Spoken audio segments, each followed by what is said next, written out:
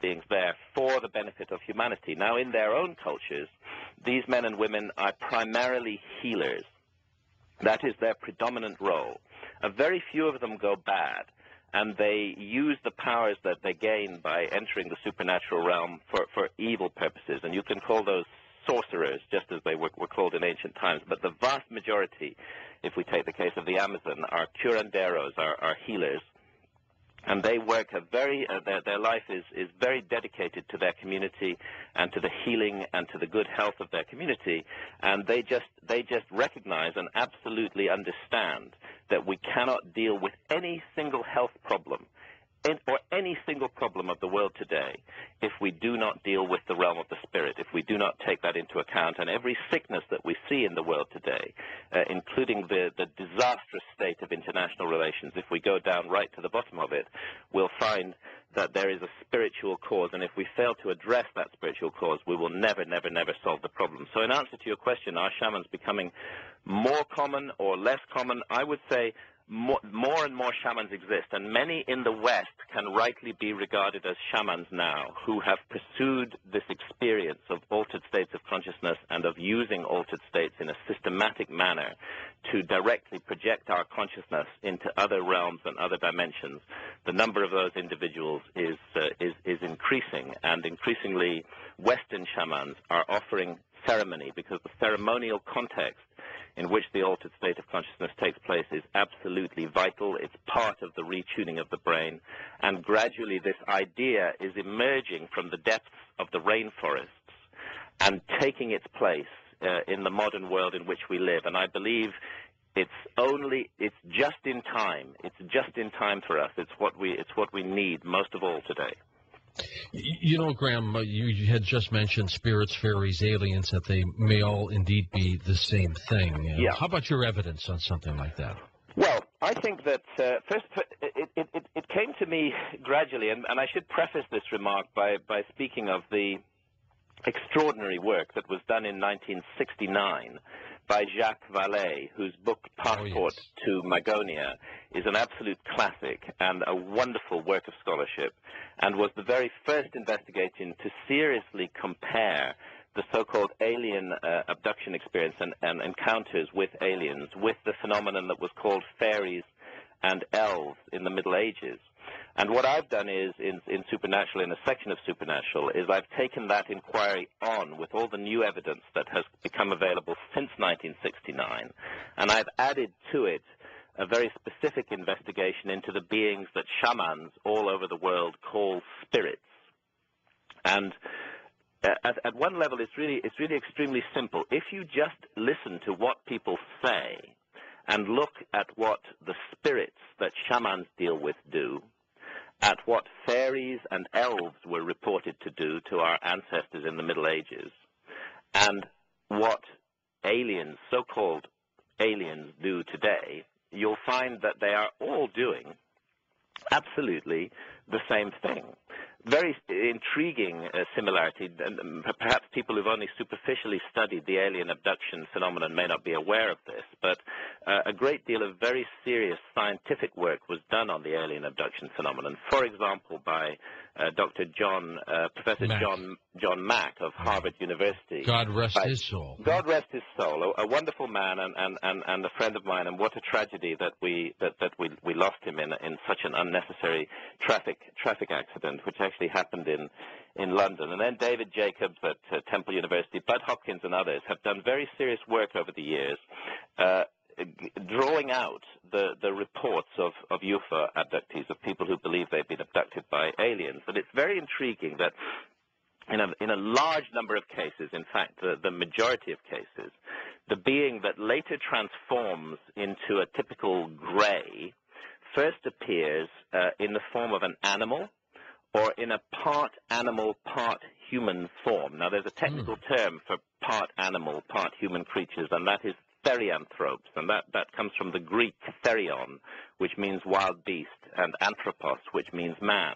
And it's astonishing how commonly UFO abductees first meet their aliens in this therianthropic form as part animal, part human. They're shapeshifters, they're transformers.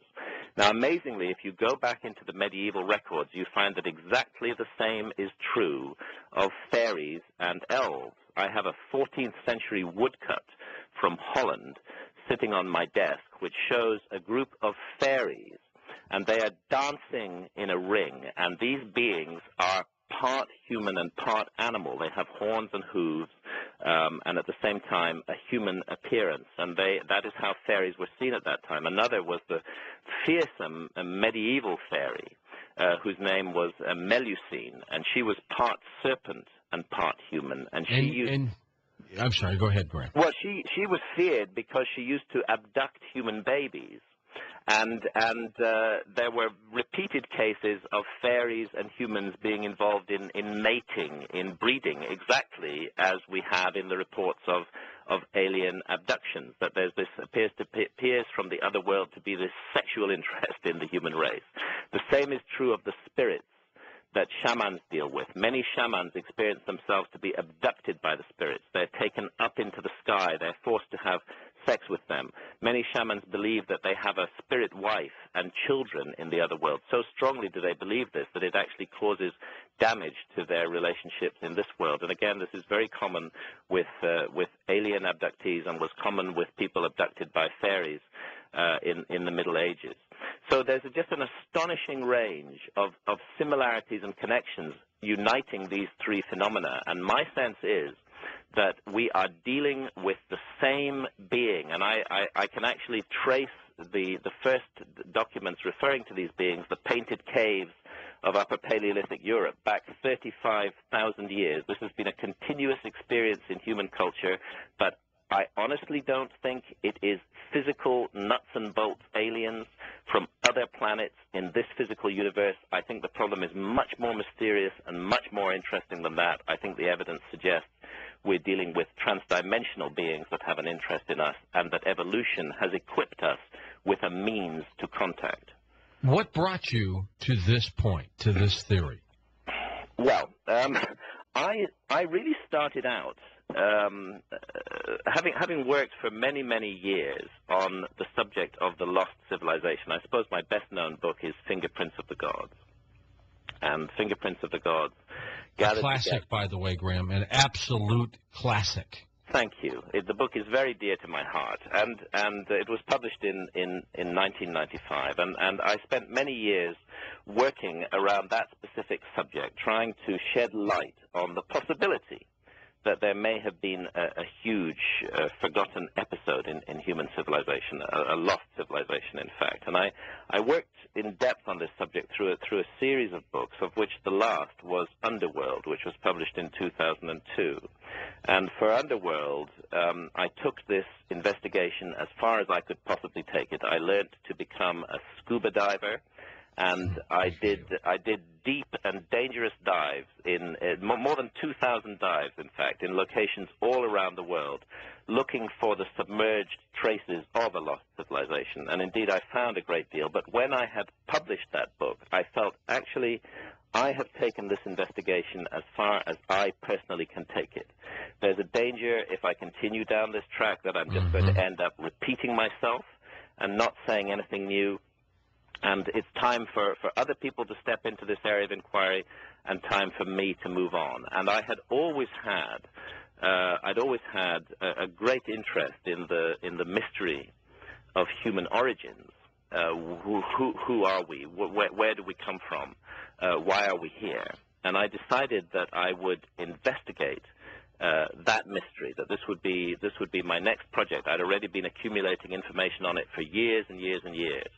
But as I really got into the subject, I unexpectedly found that I had to deal with the supernatural, that our ancestors were dealing with the supernatural, that the supernatural may have been the key that made them human in the first place. This was the mystery that I found myself up against, and I realized that my inquiry was ultimately going to concern much more the nature of reality than just the issue of human origins.